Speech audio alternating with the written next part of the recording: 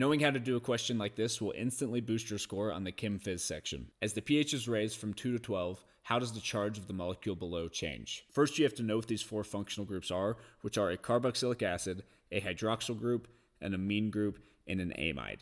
Then you need to know the relative pKa's for each one. For the carboxylic acid, that's about from 2 to 4. The hydroxyl group is about 15. The amine group is around 9 to 10. And the amide is -1. You need to be able to look at these pKa's and compare them to the pH and then decide if this functional group should be protonated or deprotonated. And then based on your knowledge of these functional groups, you need to know what does the protonated or deprotonated form look like. Let's start at a pH of 2 and go through each one of these groups. A pH of 2 is likely going to be below the pKa of a carboxylic acid, which means it's going to be protonated. And you need to know that a protonated carboxylic acid looks like this and is neutral. So we'll write a charge of 0 at a pH of 2. Next, we have the hydroxyl group, and the pH is below that pKa, so it's also protonated and it stays neutral. For the amine group, the pH is below that pKa, so it also needs to be protonated, but you need to know that when an amine is protonated, it's going to have 4 bonds and have a positive charge. For the amide, the pH is above its pKa, so it's going to be deprotonated,